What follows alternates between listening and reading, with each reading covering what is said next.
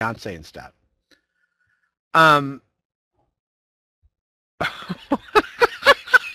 What? He was smacked down. Okay. So here's the debate topic. Okay. Oh, I got it. Okay. Here's the debate thing. Up to 20 minutes. And where's No Name at? Okay. No Name. Are you an atheist? You're an atheist, right? So what I'm going to do is I'm going to give arguments of why I believe that Christian theism is more plausible than atheism. Okay, so I'm going to take the side of Christian theism. And No Name, can you hear me okay? Okay. Now, I got my little stopwatch here. Do you mind if I talk very fast? Do you mind? Here's what I'm going to do. I'm going to take up to 20 minutes. I'm going to give some very good arguments. And ready, set, go. Okay, you guys know I used to be an atheist. We've had 25 debates, and still not one atheist has been ever able to come up with a successful argument. Atheists have tried for centuries to disprove the existence of God. No one's ever been able to. So don't get your hopes up. It's not going to happen tonight. I am convinced that there are better arguments for Christian theism than for atheism. So today or tonight, as an ex-atheist, I'm going to defend these two basic things. Number one, there's no good argument that atheism is true. And number two, there are good arguments that Christian theism is true. So the following truths are some examples of some powerful arguments that caused me to leave what I call the lie of atheism for the truth of Christianity. And now another thing I'm adding to my debate is even Richard Dawkins says a serious case can be made for a deistic God. So even though he's admitting the serious case of deistic God, also Anthony Flew was an atheist. He said he went where science led him, and he became a theist. He became a deist, which is a type of theist. But let's talk about the cosmological argument. You guys know what that is. Fact one, everything that begins to exist had a cause. Fact two, the universe began to exist. Fact three, therefore, the universe had a cause. So let's talk about the cause. I like what Paul Davies, the physicist, says. He says the coming into being of the universe as discussed in modern science is not, he says it is not a matter of imposing some sort of organization upon a previous incoherent state, but literally the coming into being of all physical things from nothing. Now, this puts the atheist in a very awkward position because, as Anthony Kinney of Oxford University says, a proponent of the Big Bang Theory, if he's an atheist, must believe that the universe came from nothing and by nothing. But that doesn't make sense. We know out of nothing, nothing comes. And we know that whatever begins to exist had a cause. And we know that the universe began to exist. Even Stephen Hawking said, it's true, everything Shock's saying is true. No. Even Stephen Hawking said that the majority of scientists now believe the universe had a beginning. It is not eternal. So let's talk about the cause. The cause cannot be natural because all space-time, matter, and energy were brought into existence at the Big Bang. It was not pre-existing. There were no pre-existing singularity. But we do know that the cause that brought the universe into being cannot be, we cannot be a natural cause because you can't have an infinite regress. And it also must be uncaused, timeless, spaceless, immaterial being of unfathomable power. And it must be personal. Why? Because the cause must be beyond space and time. It cannot be physical or material either. Someone would have to prove that the universe was there to create itself, but the universe was not there. So how could it create itself if it wasn't there? There are only two kinds of things that fit this description: uncaused, timeless, spaceless, immaterial. the two types of things that fit this description are abstract objects such as numbers 2, 3, 4, 5, 20, 10 to the 100th power, etc., or else a personal mind. But abstract objects cannot cause anything. It therefore follows logically, since the universe began to exist and since the universe therefore had a cause, that the cause of the universe cannot be a natural cause. It cannot be energy, matter, or anything like that. It has to be a transcendent, intelligent mind. Abstract objects can't cause anything. That's the cosmological argument. This gives us a personal creator of the universe, rationally, even using science, even using where the evidence goes. Just like Anthony Flew, the ex-atheist, who became a theist, he said, led him, and he too left atheism for belief in God. Now, the teleological argument talks about the extremely fine-tuned universe.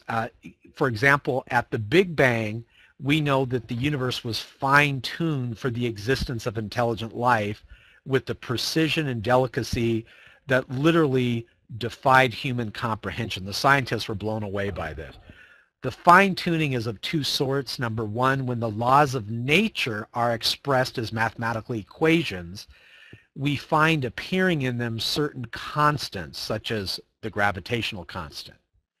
Now, here's what's amazing, guys. These constants are not determined by the laws of nature. Second, in addition to these constants, there are certain arbitrary quantities put in as initial conditions on which the laws of nature operate.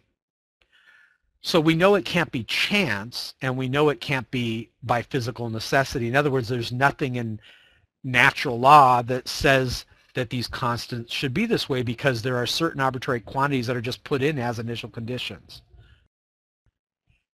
For example, the amount of entropy, or the balance between matter and antimatter in the universe. All of these constants and quantities fall into an extraordinarily narrow range of life-permitting values, and were these constants or quantities to be altered by less than a hair's breadth, the balance would be destroyed and life would not exist. I've heard people say, well, other type of life would be able to exist, but it's really not true. In fact, Stephen Hawking talks about how the universe would have collapsed into a hot fireball, and he talks about these fine-tuned constants. Well, how could there be life if there was no universe? Think about it. Now, I'll give you one example. The atomic weak force, if it were altered by as little as 1 part out of 10 to the 100th power, it would not have permitted a life-permitting universe. I can give you more examples if you want me to give them to you. I will. I have them listed here. But there are 3 possible explanations of this remarkable fine-tuning. It is not honest of us to say, oh, it's just chance, or oh, it's just design, or oh, it's just physical necessity. What happens is you put the options out there, the explanations, and then you do what Anthony Flew did. You see where the evidence leads to, and it does lead to intelligent design. Watch.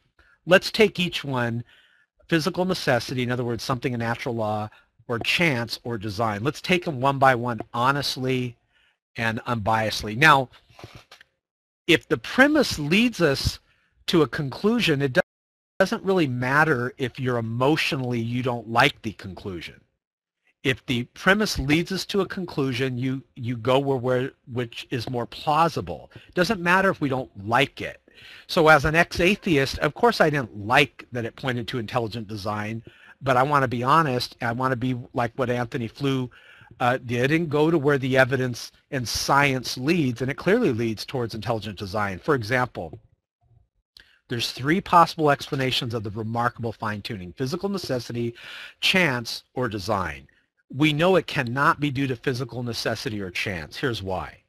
On physical necessity, it can't be physical necessity because the constants and quantities are independent of the laws of nature. So you can't say it's physical necessity.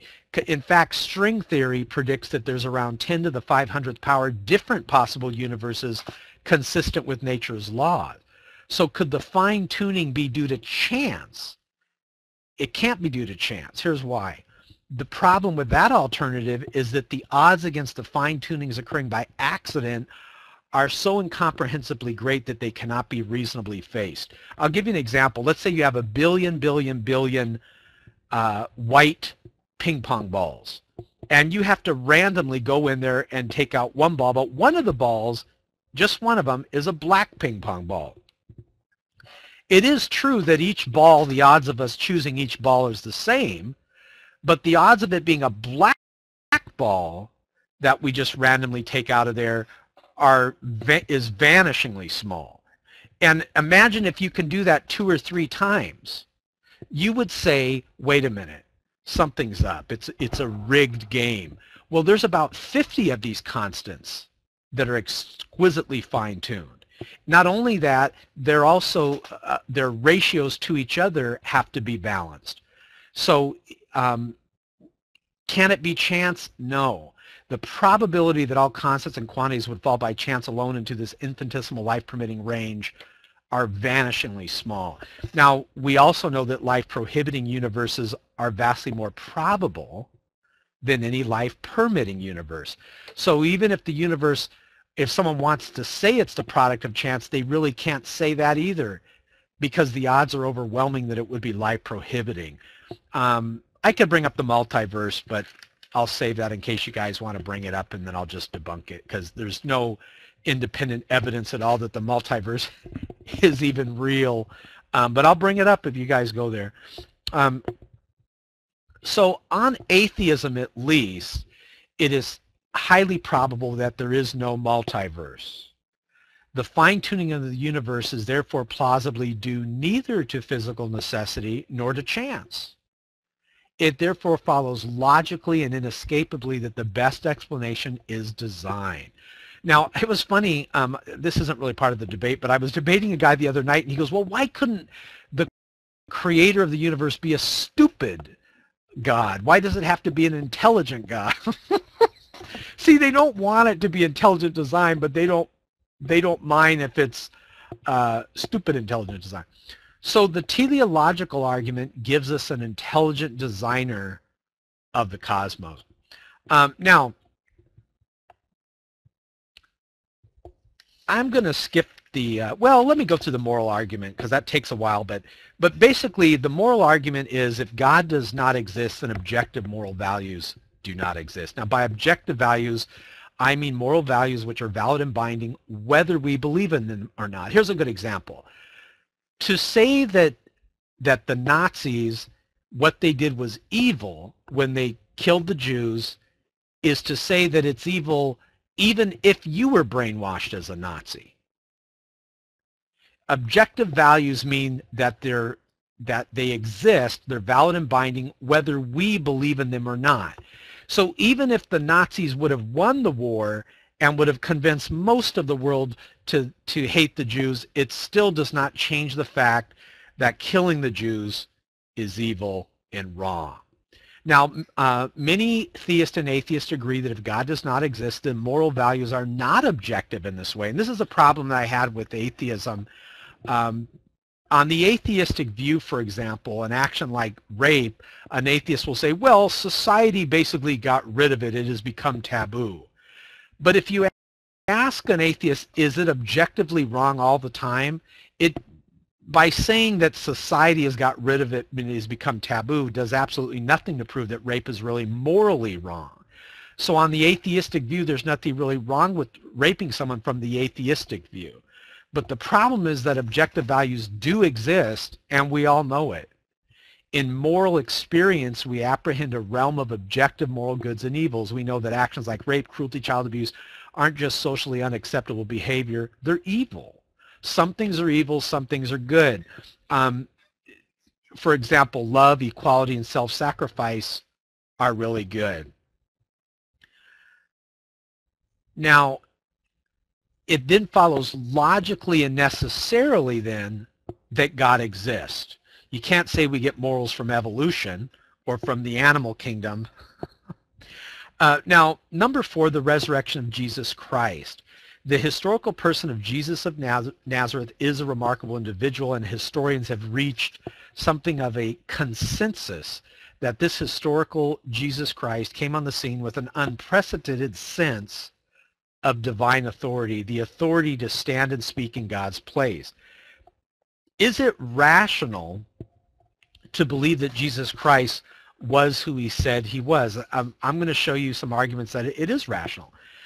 Now, he carried out a ministry of miracle working and exorcisms, but the supreme confirmation of his claim was his resurrection from the dead. If he really did rise from the dead, then it would seem that we have a divine miracle on our hands, and thus more evidence for the existence of God. Now, most people think that the resurrection of Jesus is something you just believe in by faith or not, but I'm going to go through actually 3 established facts in the time I have allotted that are recognized by the majority of New Testament historians, which I believe are best explained by the resurrection of Jesus. Fact 1, the empty tomb. We know that Jesus' tomb was discovered by a group of his women followers. According to Jakob Kramer, an Austrian specialist on the resurrection, he says by far most scholars hold firmly to the reliability of the biblical statements about the empty tomb. Fact 2, on separate occasions, different individuals, in groups even, experienced appearances of Jesus alive after his death. What were those appearances? Well, according to the prominent New Testament critic Garth Ludemann, and he's very skeptical, even he says, look, it may be taken as historically certain that the disciples had experiences after Jesus' death in which Jesus appeared to them as the risen Christ. Now, these appearances were witnessed not only by believers, but also unbelievers, skeptics, and even enemies. Fact 3, the original disciples did come to believe in the resurrection of Jesus despite having every predisposition to the contrary. Jews at that time had no belief in a dying, much less rising Messiah, and the only belief they had on the resurrection was the general resurrection, which was at the end of the world. N.T. Wright, an eminent New Testament scholar, concludes, oh, by the way, I have to tell you, then why were the original disciples, why did they come to believe so strongly that God had raised Jesus from the dead, that they were willing to die for the truth of that belief? People, they'll die for something if they really believe in it. I was debating an atheist here one time, and I asked him, would you be willing to die for atheism if someone had a gun to your head and said, renounce atheism, renounce it? He goes, oh, I would renounce it. He wasn't willing to die for atheism, but I talk to Christians all the time, and they say, you know, I wouldn't like to die. I love life and everything, but I'm willing to die for Jesus Christ. People don't really die for. Where are the atheist martyrs, now that I think about it? Now, N.T. Wright, an eminent New Testament scholar, concluded that is why, as a historian, well, I said up to 20 minutes, Anonymous. You should pay attention, man. I've only been talking for 16 minutes and 50 seconds. N.T. Wright says, as an eminent New Testament scholar, he says, that is why, as a historian, I cannot explain the rise of early Christianity unless Jesus rose again, leaving an empty tomb behind him. And Anonymous, it's good that you listen to this. You, above all people, really need to hear that.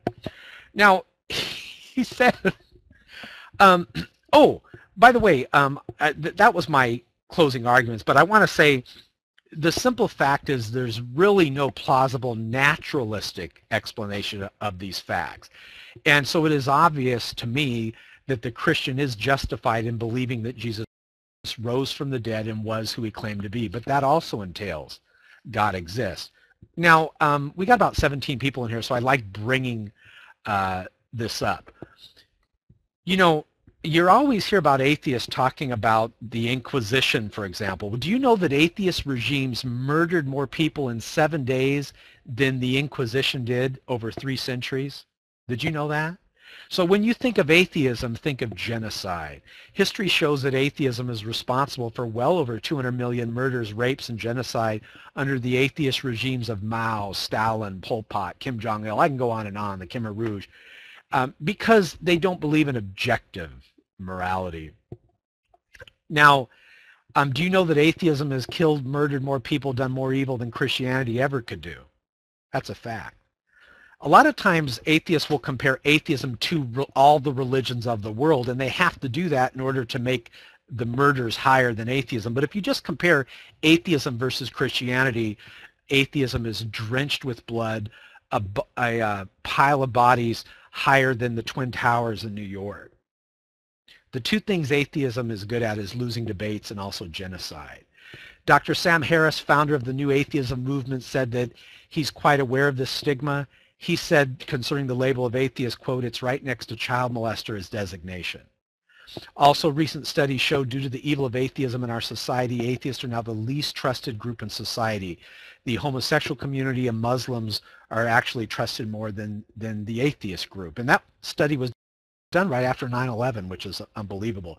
If you go to Wikipedia, look up atheism, and you're going to see this quote. It says on the atheism page, it says, one of the most common criticisms of atheism has been to the contrary, that denying the existence of a God leads to moral relativism, leaving one with no moral or ethical foundation, or renders life meaningless and miserable. Now, I've given you 4 arguments there that show that atheism is not true. Unless and until my atheist friend and opponent can tear down, you got to tear down all those arguments, and in place of those, reconstruct your arguments of why we should believe atheism is true. Unless and until you do that, atheism will still remain a lie and very evil. All right, I'm done with my side. That was about 20 minutes, and then I'll get off the mic. You can talk for 20 minutes nonstop. No one's going to interrupt you. We're going to be taking notes on everything you say. As soon as you get on the mic, we'll start.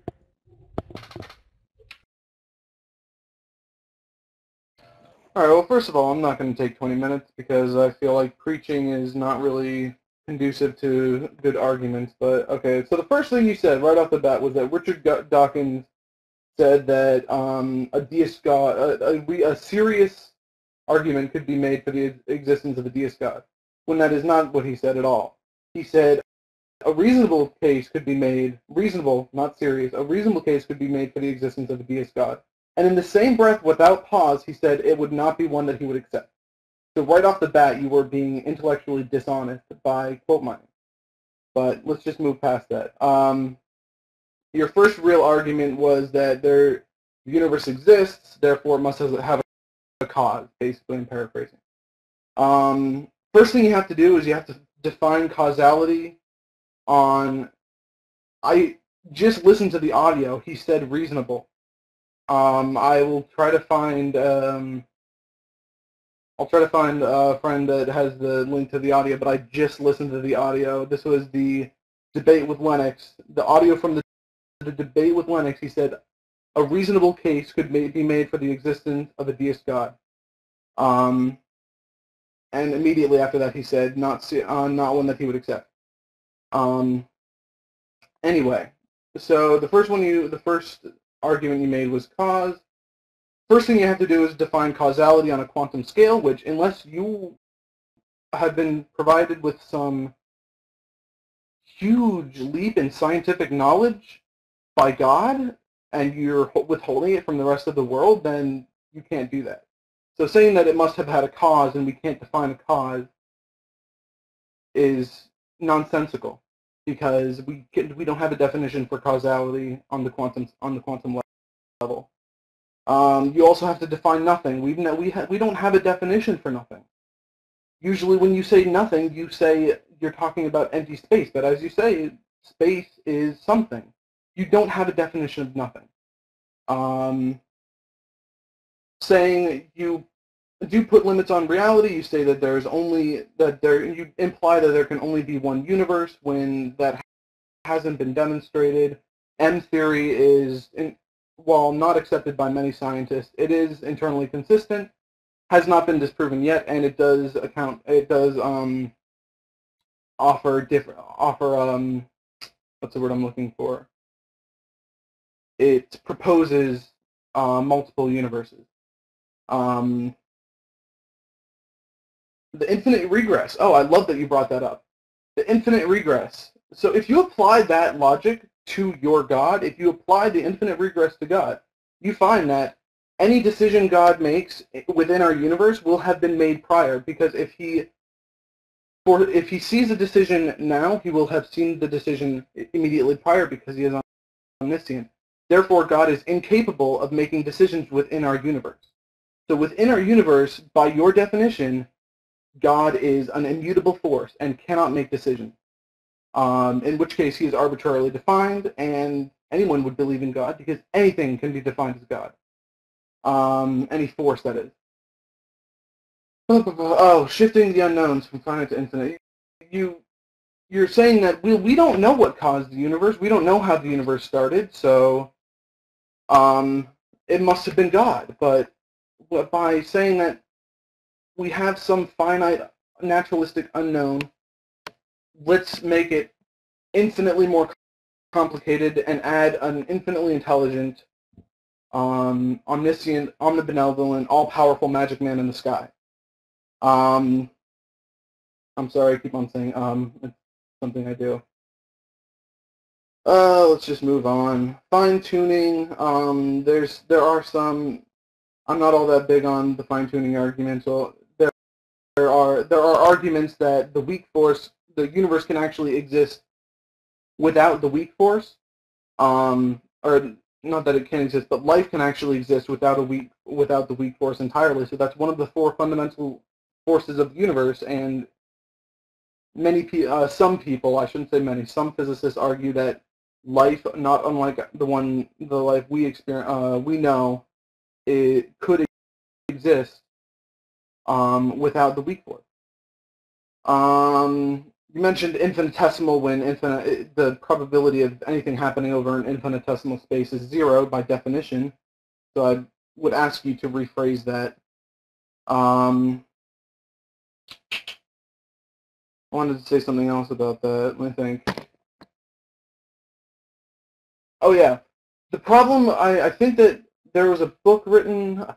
I forget the author, but he pointed out the fact that the 150 parameters that you cite can actually be reduced to something like 4 parameters, and when they look for the probability, they only allow 1 parameter to be altered at a time. And when you allow multiple parameters to be altered and you reduce it to the 4 fundamental constants, there's a much larger range on which a universe not unlike our own could exist. Okay, moving right along to morals. I'm not going to spend a whole lot of time on this either. My favorite quote on this, I think Albert Einstein said it better than anyone. Moral axioms are developed and tested not unlike those in science. We have our objective morals, as you put it, because that's what we've been taught. I've been taught that women are equal members of society. It disgusts me when I see people that treat women as lower beings, like the Bible would have us do. It disgusts me to see adulterers being stoned in Islamic countries, even though that's what their religion tells them to do. That's what their objective morals are telling them to do. I mean, you can argue that, well, these are just godless people, but at the same time, there are differing views of morality within Christianity. There are my aunt, for instance, is the vice president of InterVarsity. She is a feminist. She is a hardcore feminist. Maybe not feminist, but she is. If you try to belittle her because she is a woman, she will probably bite your head off. And I'm not using a metaphor, I'm being literal. She would probably physically bite your head off. However, there are a lot of other Christians that I've talked to that believe that women are lower members of society. And I can quote some Bible verses that say that women are lower members of society.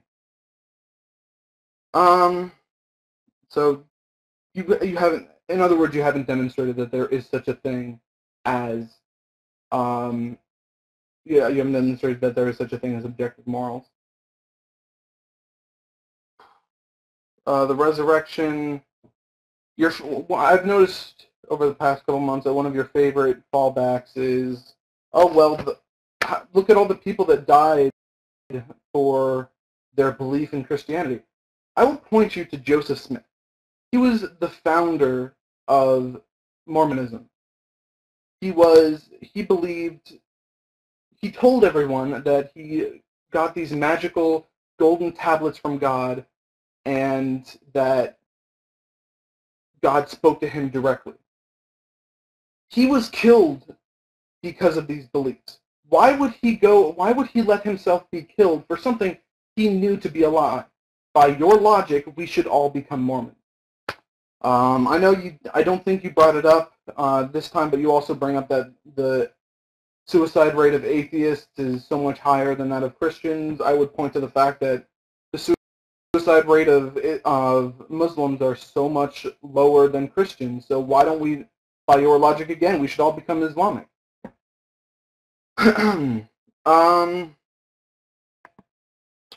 Also, you cited some more. You were saying that atheists have no morals, even though I'm using a loaner computer because mine went to shit, so I had to pardon my language. Mine my fan broke, so I had to send it in for repairs. And I had some links on there, but I had a paper written that said that went through. It showed that from country to country, and then it also went from state to state, and it showed that with higher when you go to areas with higher concentration of religiousness, you actually find that teen pregnancy rates go up, teen abortion rates go up, murder rates go up. You find all of these things. So you haven't demonstrated, and if anything, I demonstrated that I'm not saying that Christians have less morals. I don't really take it to mean that Christians have less morals. I just take it to mean that areas with higher religious rates tend to be areas with lower income rates, and that kind of leads to the higher crime and teen pregnancy rates. So you're asking, why is atheism true again? What? I am going to hate myself for asking this, but you haven't defined atheism. Atheism is simply a term that describes what someone believes. And it is a fairly wide blanket. It's a wide blanket term that encompasses a fairly wide range of belief. I'm not going to chances are I'm not going to agree with an atheist beside me. That doesn't mean anything about atheism. If you're asking me to prove that God doesn't exist, if that's what you're asking, then I would say I can't do that, because God is an unfalsifiable hypothesis that and religion puts forward no testable claim. I would ask you honestly, what piece of evidence would falsify God? And I can tell you right now that there is no singular or even multiple pieces of evidence that could falsify God. I'm trying to think, look over my sheet. I think that was everything I wanted to bring up. So the mic is yours.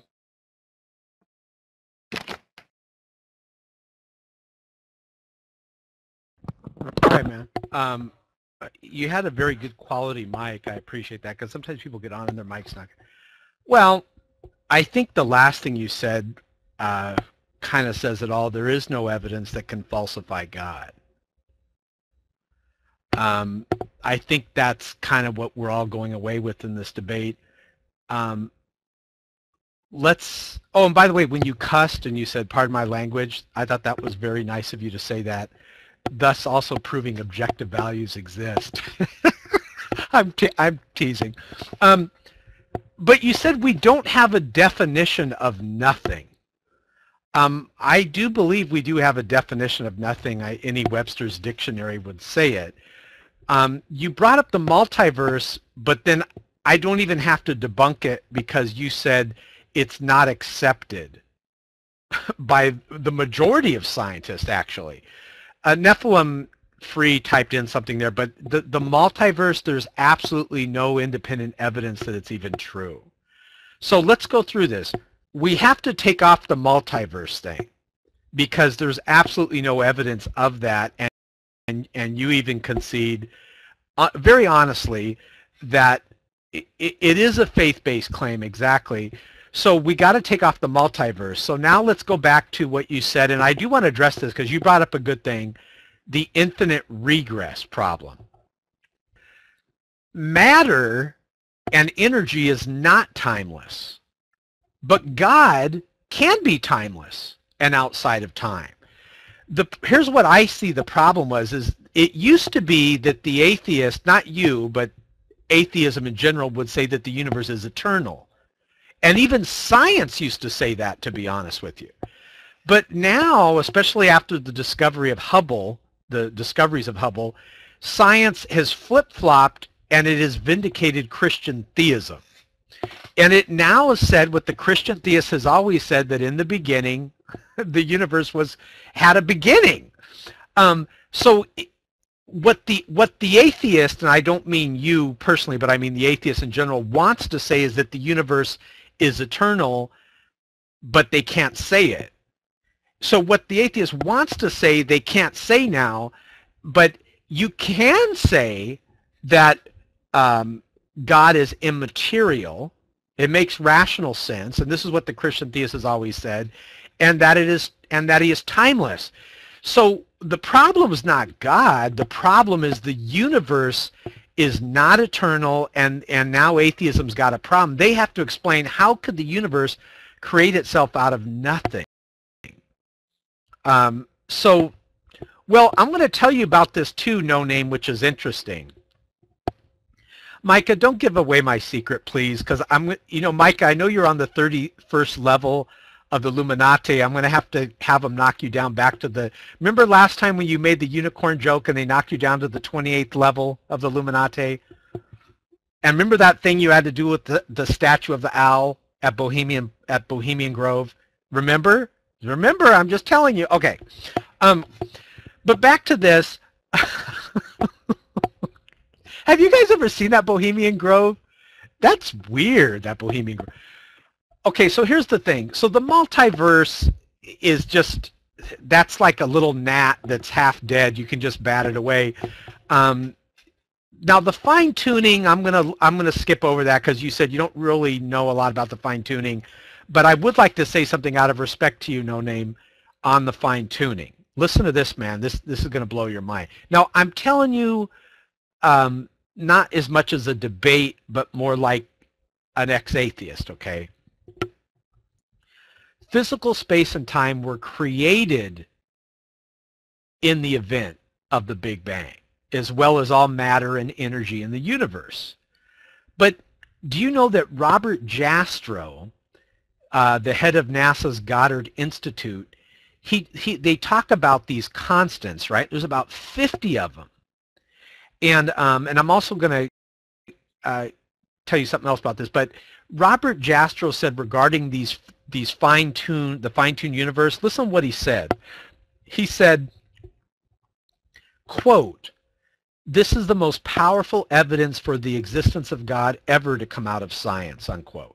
And by the way, No Name, I did not misquote the quote on Dawkins. If anyone wants to go to the website, you'll see that he didn't say a powerful or strong. He said a serious. He used the word serious. It's right there at the, thanks Harpua. So I was correctly quoting. I think what you're referring to, and I do believe you, no, the article did not misquote. Here's what happened. What No Name is doing is well, the article did not disquote Harpua because I've heard the audio where Dawkins says it. What you're doing is you're taking out a different quote that Dawkins said. And that's kind of dishonest. It's a little dishonest atheist trick where they'll get something else Dawkins said, which he really did say it, and they'll say, but he said this, not that. Well, yeah, of course, but it's like if I said this, right? Let's say I said, I like donuts, but then I said, but I hate cinnamon rolls. If Viva Ramon says, Shock says he likes donuts, and Harpua says, yeah, but he said that he hates cinnamon rolls, you're both telling the truth, but it doesn't deny the fact that I said I like donuts. You're just bringing up two different quotes that Dawkins said. Here's the truth. He did say a serious case can be made. A serious case. So we all agree on donuts. Okay, good. So let's mosey on down. So far we haven't heard any arguments for atheism. Now, I don't know what you were talking about when you started talking about feminism. I don't know how feminism had anything at all to do with the debate. The only thing I could figure out is that you think that Christianity is bad for women, when in fact, everywhere where Christianity is preached, women's rights have been elevated and honored.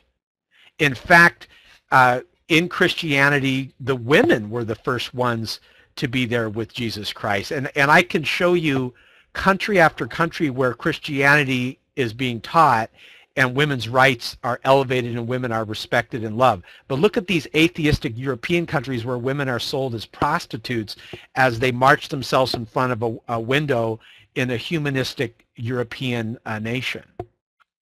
So I don't know what that's about.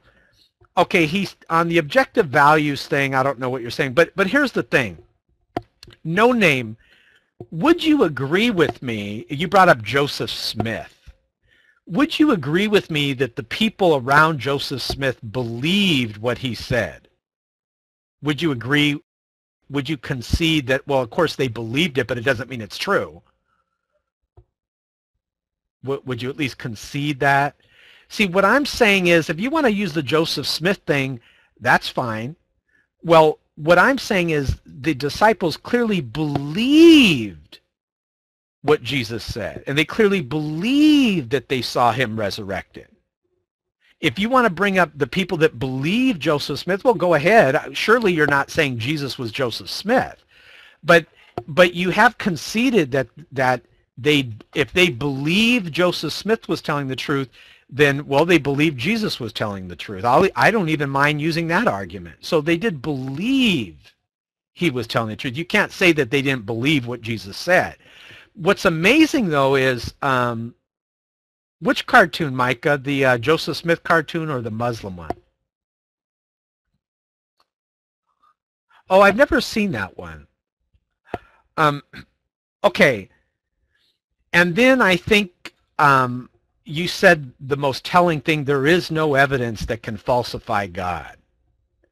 Well, I believe that atheism has been falsified, and the majority of the world agrees with me, since only 2.3% of the world are atheists. So if atheism is the default position, why are so many people leaving atheism, you see? Yeah. Well, let me ask you this, No Name. Let me get off the mic and let you get your 2 cents in. Since you and I agree that they believed that they saw Jesus Christ, and even the most skeptical critics admit that they did see appearances of Jesus, what do you think these appearances of Jesus Christ were, since they actually believed it so much they're willing to die for it? In your opinion, what do you, and I won't be offended, but what do you think these appearances of Jesus Christ were to the disciple?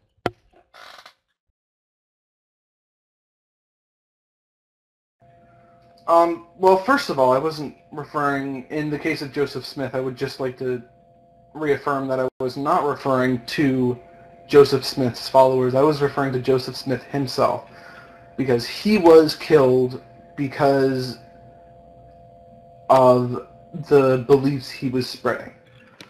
And I don't understand why he would let himself do that, why he would let himself get killed for something he knew to be false, because he was the one that started spreading the lies.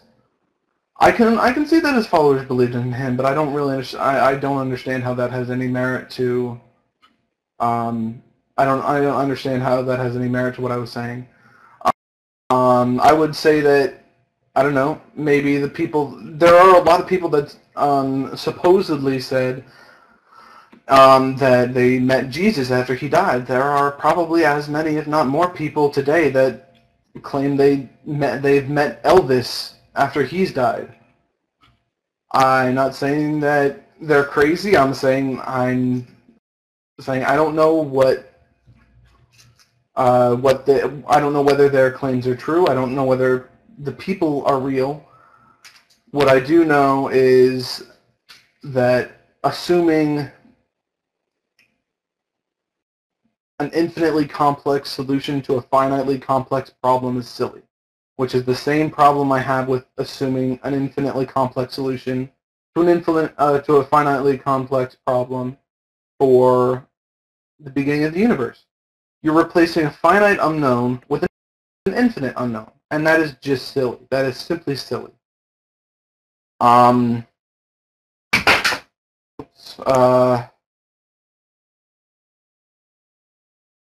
probably something else that I'm forgetting.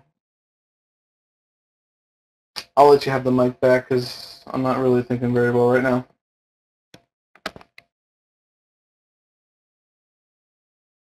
No name. You know, I was about to ask you a question, and you're not going to believe who knocked on my door. The ex-president of the United States. He wants to say something to you. Hold on. Here you go, Mr. President. No name, I want you to listen to me. This is Bill Clinton. I think you need to leave atheism. I used to be an atheist, and I got involved with Monica Lewinsky, and it was horrible. No name, you don't want to get involved with someone like Monica Lewinsky. I don't know why I go for the fat people. I got a problem with that. I mean, look at Hillary. You know, I always say Hillary's got an hourglass figure. Unfortunately, 45 minutes are elapsed. Okay, anyways, here's Shock. Okay. Here's the thing is, why are the, what were these appearances of Jesus Christ? And no name, you and I are rational people, my friend. Well, no name, you admitted that you can't prove that God doesn't exist. There's no evidence of it. But I want to show you something. I can prove that Nancy Pelosi is not the president of the United States. I could prove that circular triangles don't exist. I can prove that if we go to the North Pole, Santa Claus and Rudolph the Red-Nosed Reindeer are not really there. You can prove things all the time. But here's the thing. We clearly can see through this conversation you and I had that the more plausible argument has been on the side of God. It hasn't been on the side of atheism. We haven't heard any, I mean, you do assert that atheism is true, but you don't give us any reasons to believe atheism is true. So in your opinion, what do you think, because by the way, I left atheism because the lack of proof and evidence. The same exact thing you said, I agree with. You said there is no evidence that God does not exist. So since atheism lacks any good arguments why it's true, what would you say the most powerful evidence for atheism is? Because I just don't see it, man. I clearly see science on the side of theism, but not on the side of atheism. I'm going to have to ask you to kind of reword your question, because atheism is true it doesn't really make any sense to me. See, like, by saying atheism is true, do you mean that God doesn't exist? Do you want me to prove that God doesn't exist?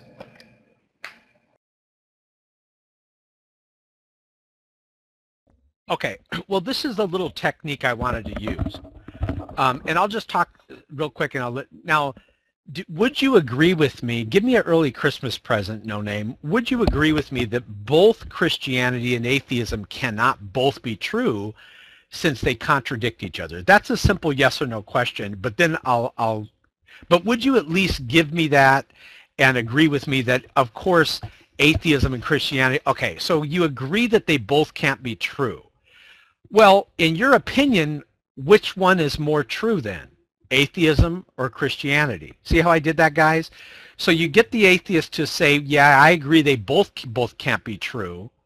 Either one is true and what isn't. So No Name, which one do you think has evidence on its side, or which one do you think makes more sense, more logical sense, atheism or Christianity?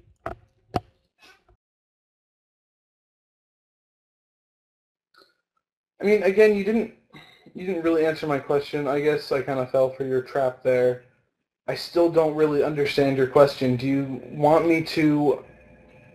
I really wish you wouldn't use these kind of cryptic word traps. Do you mean that... Do I believe that Christ is the Son of God? Do you mean, do I believe that Christ was resurrected? No. No, it's a simple question. Listen, here's the question. You got atheism and you have Christianity. In your opinion, you agreed they both can't be right. Which one's right, atheism or Christianity, if you had to pick between those two?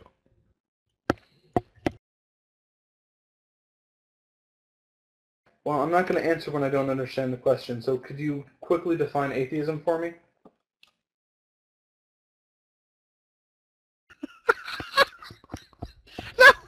Now, I want you guys to notice, if you ask me, he doesn't even know what atheism is, and he is an atheist.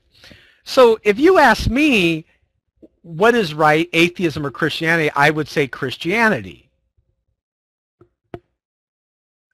So this is what I want you guys to see is, if atheism was right, if it was true, if it was more logical, look at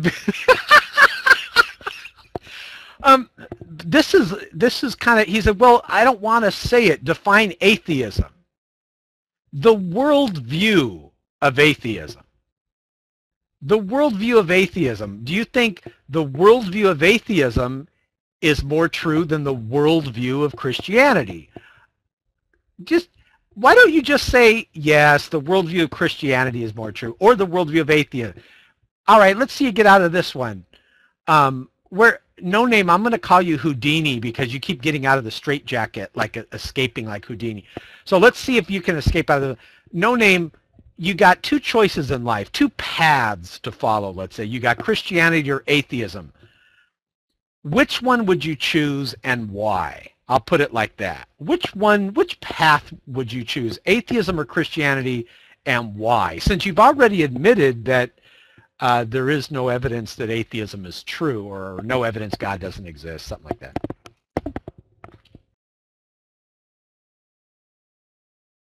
All right, well, before I forget again, I would like to point out that I'm not saying that there is no evidence that God doesn't exist. I'm saying that there is no hypothetical situation that could falsify God. There is a distinct difference there. There is not a single occurrence within our universe that would falsify God. Any single hypothetical instance can be explained by the existence of a God. And first of all, I find that to be extremely compelling evidence to the fact that God probably doesn't exist. It's silly to think that, well, let me rephrase it. It makes it extremely easy to move the goalposts. Let me answer your question now. I'm going to pose two definitions of atheism, and I will answer the question in both cases. The first definition is the assertion that a God cannot exist. I believe that the assertion that a God cannot exist is silly because God is an unfalsifiable hypothesis, and I would say that to the face of anyone that comes in here. At the same time, if you define atheism to be the belief that there is no God, then again that question is kind of nonsensical in that it's not really, it doesn't make any claim. Atheism doesn't make any claims. Atheism itself is just a blanket term that is descriptive of a wide range of people.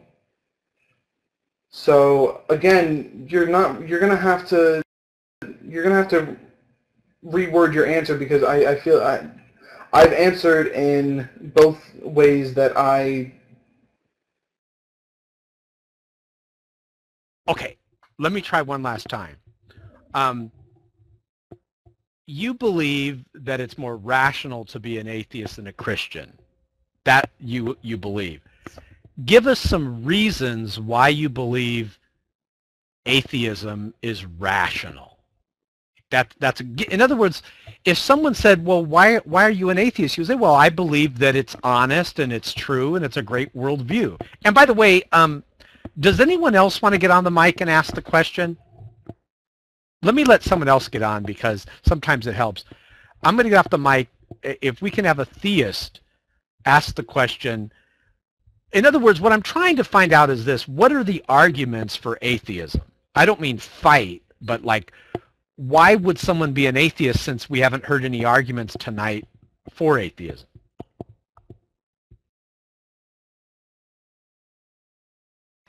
I'm sorry if I'm stealing the mic, but I think I understand your question now. I want you to realize that it is a little cryptic to ask the question, prove atheism, because atheism the way I understand it anyway, doesn't make any claims. If you want to ask me to demonstrate that it is more rational to be an atheist than to be a Christian, then I will. Then I understand that question much better.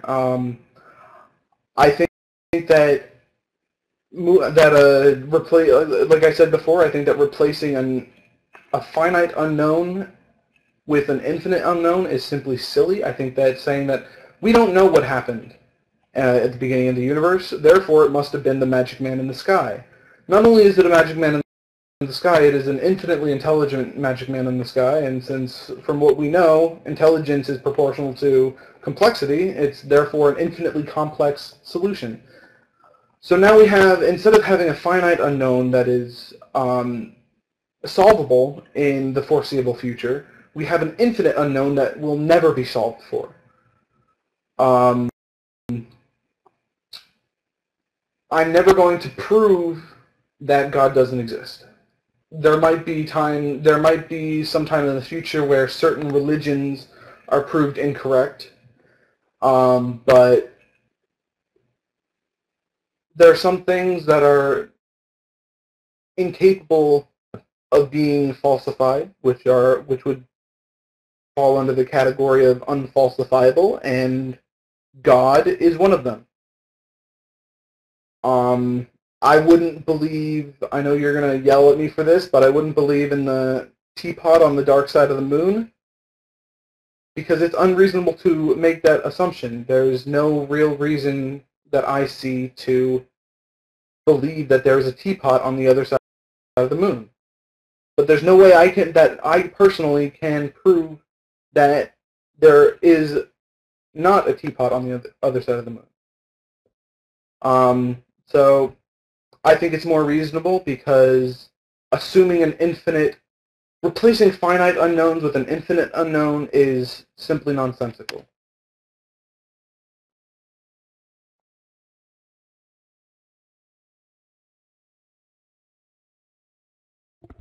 And there you have it, and that's why all of us should be atheists. Do all of you understand this now? That's why I guess we all should be atheists, because there's no teapot on the side of the moon, and because of feminism, and what else? All right. And because there's no evidence that God does not exist. Now, forget the part that Jesus Christ is a historical person. Forget the teleological argument and the over 50 fine-tuned constants whose ratios... Can I do this in my Duke Nukem voice?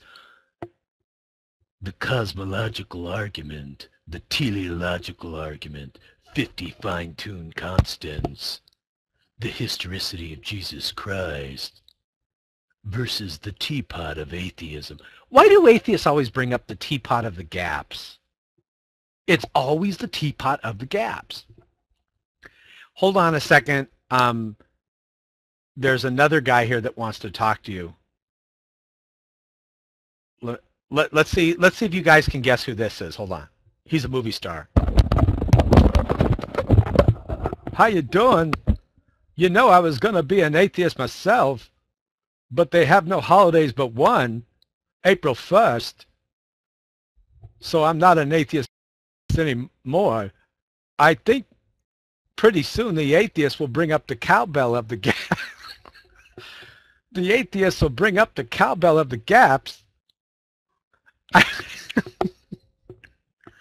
Oh, come on, No Name. You don't want to be an atheist. There's only one holiday they have. It's April 1st. I know this imitation's not too good, but Shock can't do it too good. You know, he's such a dork. If you could see Shock here, he's in Incredible Hulk pajamas with the feet built in. Oh, you didn't want me to say that? I'm sorry. Yes, and by the way, on the Elvis thing, we can go and look where Elvis is buried. If Elvis was here, he'd be like, that was a pretty bad argument. I got to admit that. I'm as dead as a doornail.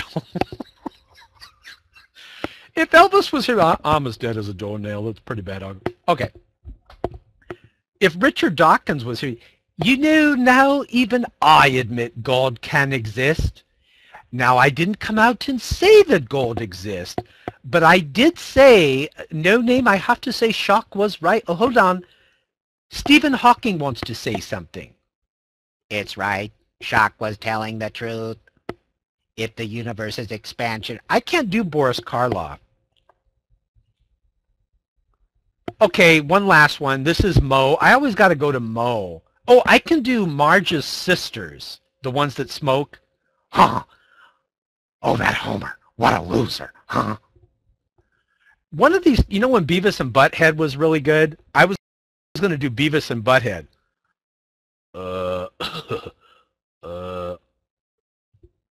Atheism sucks.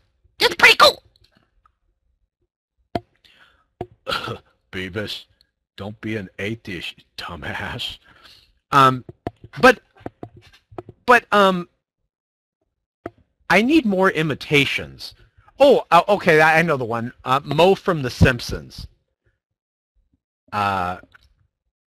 Shock Caliendo. Mo from The Simpsons saying, if Richard Dawkins came in here, I wouldn't even give him a Duff. You know, the Duff beer? Okay, here goes. Yeah, well, then listen there, Shock. If Richard Dawkins came in my bar, I wouldn't even give him a Duff. I'd tell him, get the hell out of here.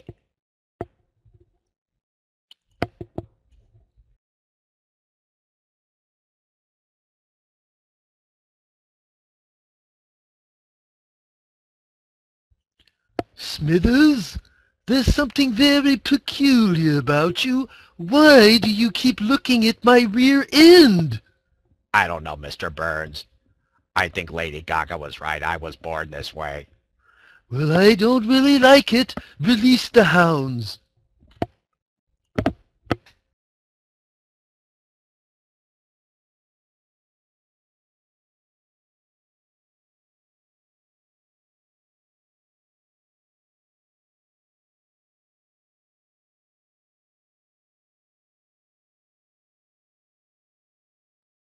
Oh my God, Homer!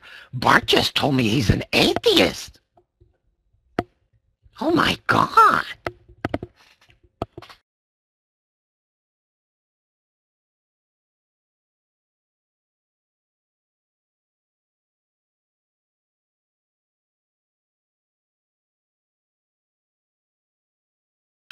Now, you know what's really weird?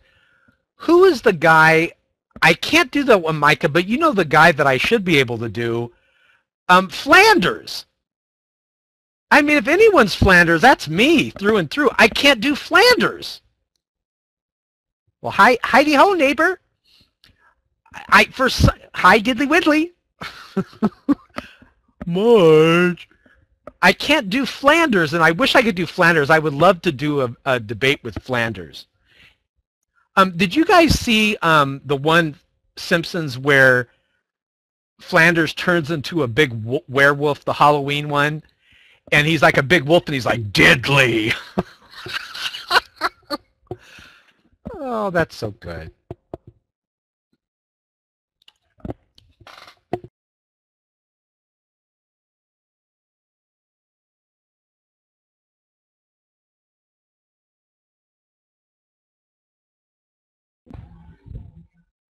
I'd actually like to know where atheists get their morals from. It's a legit question for atheists, and I've always wondered it. Someone once told me that it came from reason and logic, but I would like to know where that came from, who taught it. I don't know. No, it's just something I've always wondered. It always keeps going back and back, like, it's just an infinite process. You know, well, it came from here. Well, it came from here. Well, where'd that come from? Well, it came from here. And it just is an endless cycle, just like everything else. The only thing that I can think of is, you know, God, because he's the only thing that is eternal.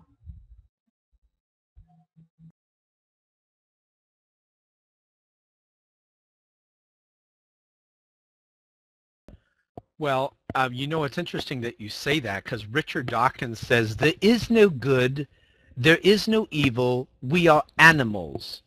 We are nothing but machines whose sole purpose is to propagate DNA.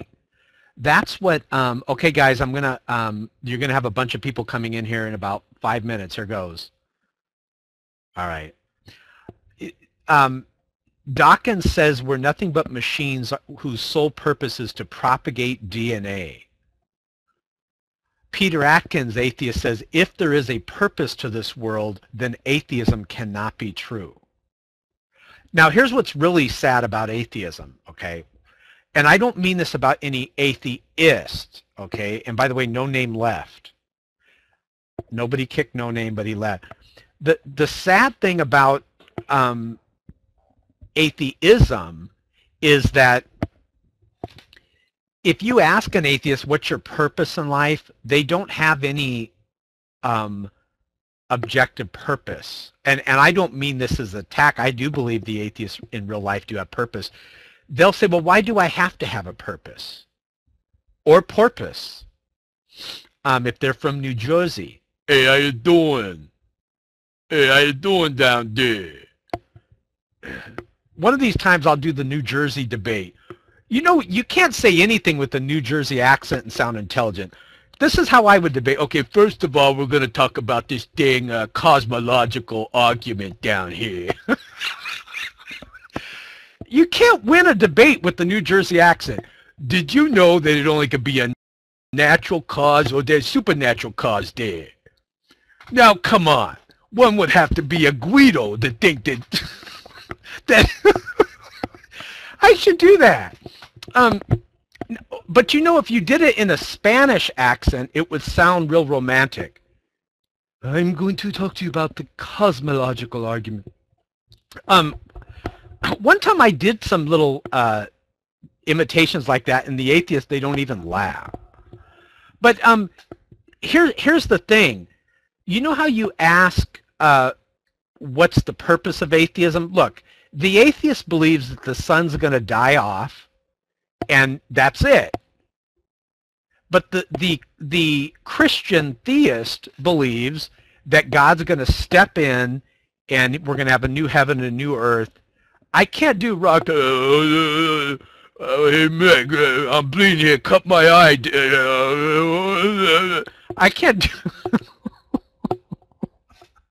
Why does my Rocky sound like the, hey, Mick, cut my eye, Adrian? My wife's in the other room, you know, getting ready to blow her brains out, thinking I'm going crazy. Yeah, well, I'd blow my brains out, too, if I was married to you down there. But did you hear that when Craig was debating, you know, if I can do Craig's voice, then I would have arrived. Can you imagine me doing the cosmological argument in Craig's voice? For example, because the only problem with Hitchens is he says atheism's true, but then he doesn't give any arguments for atheism. So I can't do Craig. But if I can do Craig's voice, oh, then I can die a happy person. But here's the thing, if there are any atheists in the room, you know, I'm going to start listening to Craig's audios more so I can get the voice down, but he's pretty hard. you know, what the atheists believe is that when you die, that's it. You go right into the dirt. So what I don't get is why are they so intent on us being atheists? What's the big rush?